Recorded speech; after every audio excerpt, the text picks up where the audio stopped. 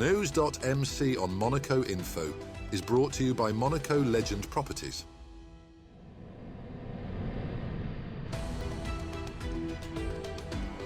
Bringing you news on Monaco's economy, culture, sports and more. Welcome to NEWS.MC, your English rendezvous on Monaco Info. Coming up on NEWS.MC, discover past week's top stories and meet the people who make Monaco. My name is Enrica Segon. I am the president of La Clinique Monte-Carlo and you are watching NEWS.MC on Monaco Info. What's been making headline in the past week? A new foundation celebrating the life and legacy of Eddie Jordan was officially launched in Monaco on May the 23rd, months after the former F1 team boss and broadcaster passed away in South Africa. The Eddie Jordan Foundation aims to carry forward the values he championed: fearlessness, generosity and boundless enthusiasm. A fitting location for a man who made the Principality his playground. A commemorative book was also unveiled, featuring 25 inspirational lessons from Jordan's life, reflecting his mottos like "Never give up" and "Think big." Family, friends and admirers gathered to honour his remarkable journey. As ever, the Monaco Grand Prix transformed the Principality into a dazzling spectacle of speed, luxury and celebration. The world's most iconic street race brought its trademark blend of sporting drama and high society allure, drawing fans and celebrities alike to the sun-soaked harbour. From the paddock to the grandstands, famous faces mingled with motorsport royalty. Zinedine Zidane, Max Verstappen and global stars like Charles Leclerc and Mika Häkkinen shared the spotlight with performers and influencers, while Their Serene Highnesses Prince Albert II and Princess Charlene welcomed guests in the traditional Monte-Carlo style. Fans flocked to Rue Princesse Caroline and beyond in full racing regalia. Ferrari Reds, Mercedes Silvers and Monegasque flags waved with pride. Pop-up shops, exclusive lounges and red carpet parties added to the electric atmosphere. Behind the scenes, preparations were no less precise. Medical and emergency teams from the CHPG, the Monaco Red Cross and international partners worked tirelessly, with extra personnel and rapid response teams stationed around the circuit. The scale of the operation matched the scale of the crowds. But Monaco is more than a race, it's a business hub. Sponsors, investors and team principals networked over champagne as brands fought for visibility on one of sport's most glamorous stages.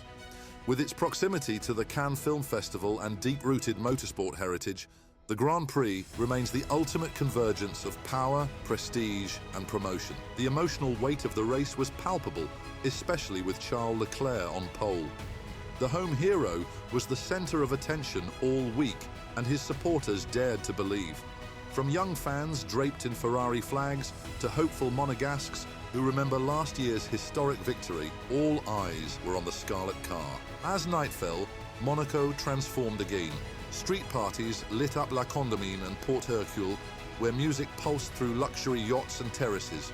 Tourists, locals and VIPs danced in the same rhythm as the cars that roared through the streets just hours earlier.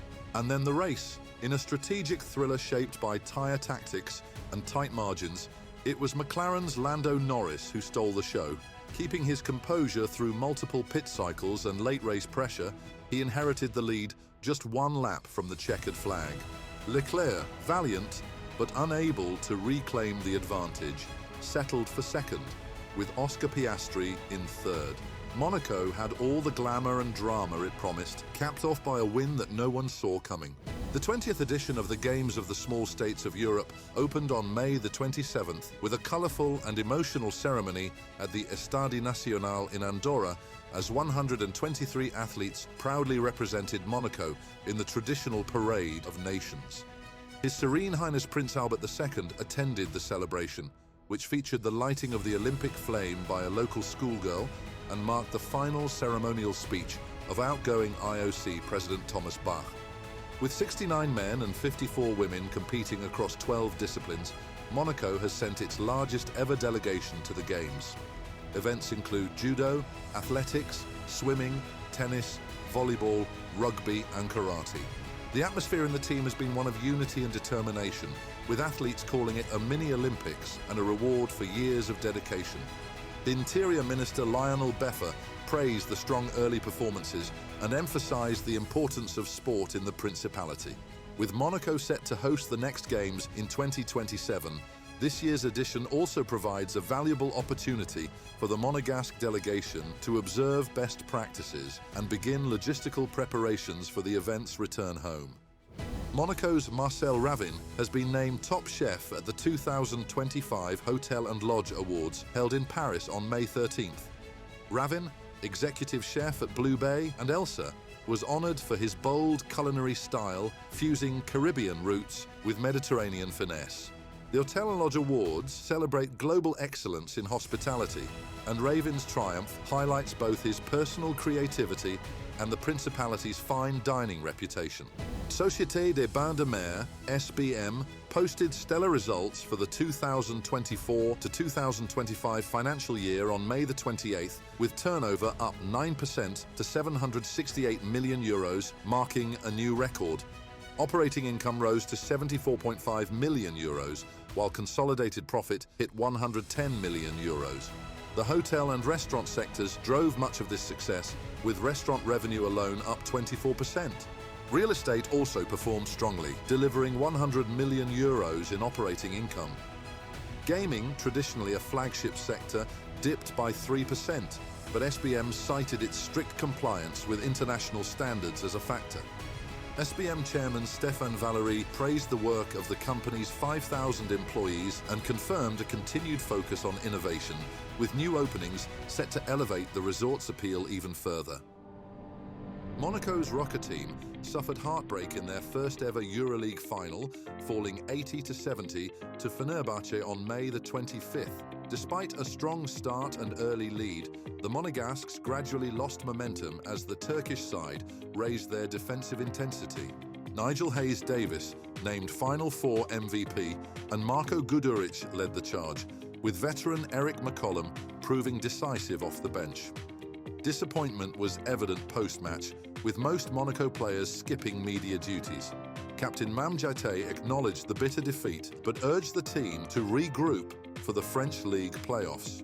Over 400 Monaco fans made the journey to Abu Dhabi, showcasing growing support for this rising club. The Roca team didn't have long to recover from their EuroLeague disappointment, facing Le Mans 76-69 on Wednesday, May the 28th, in the first leg of the Betclic Elite quarter-finals. Despite missing Mike James, Monaco overcame a tenacious Le Mans side that led after three quarters. Mathieu Strazel led the comeback with 17 points, including crucial plays in the final stretch. Le Mans, who had beaten Monaco 3 times this season, pushed hard but couldn't hold on as Monaco raised their defensive intensity in the final quarter. Next up, our exclusive interview with the personalities driving the Principality. My name is Enrica Segond. I'm a plastic surgeon and I come from Italy. I was born in Catania. It's a city in a very beautiful island in the south of Italy. I'm from Sicily. I've been plastic surgeon here in Monaco since almost 30 years, and I recently opened a new clinic. La Clinique Monte-Carlo is the first clinic of aesthetic surgery here in Monaco. I've been coming in Monaco when I was, I think I was about 12, 13 years old. I was coming here with my parents. I met a young Monegasque man who is now my husband. And that's the reason I moved from South Italy to Monaco. And then I've been, of course, traveling a lot because of my job. You know, to be the best in this practice, you need to learn from the best. So this made me traveling all around the world to go and see eminent surgeons in this specialty. For me, it was a little paradise. This little country who is on the coast of the Mediterranean Sea, it made me feel like home. And so when I arrived in Monaco, I said, I think I could make my life here without missing home.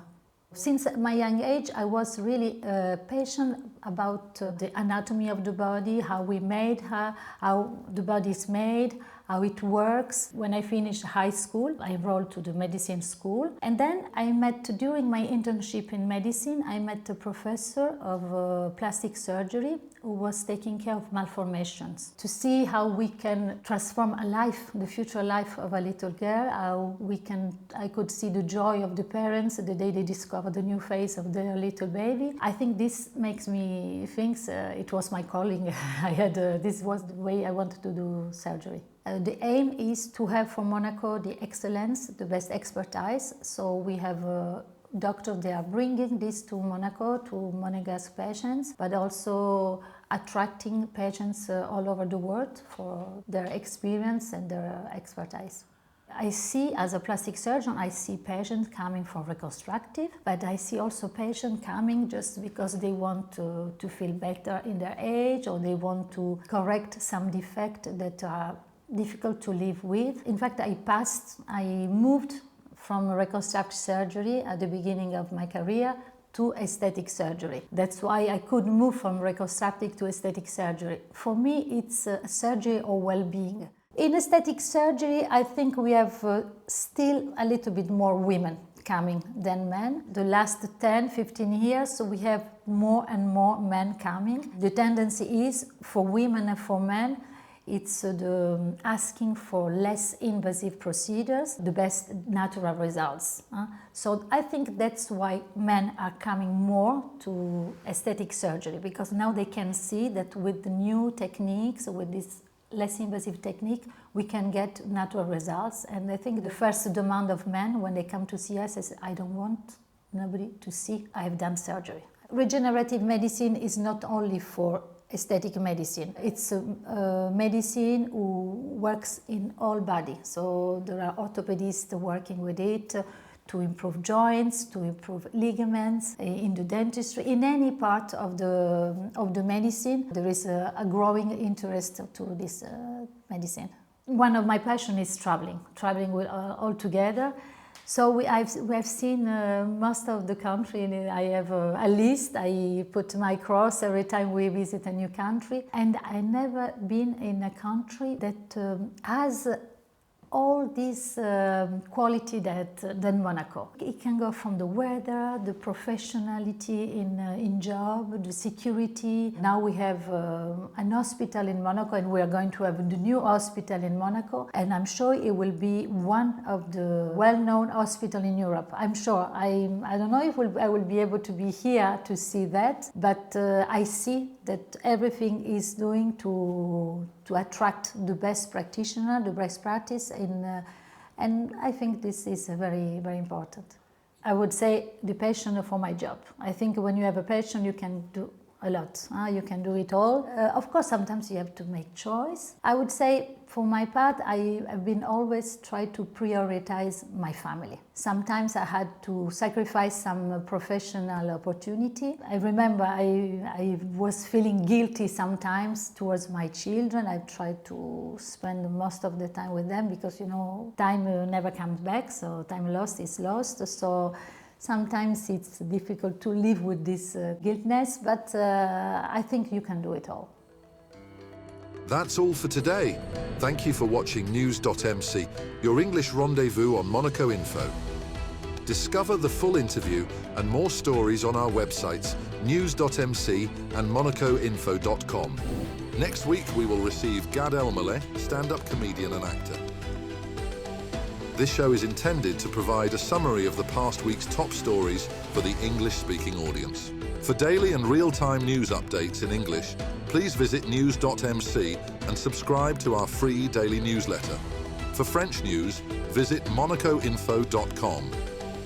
This show was brought to you by Monaco Legend Properties.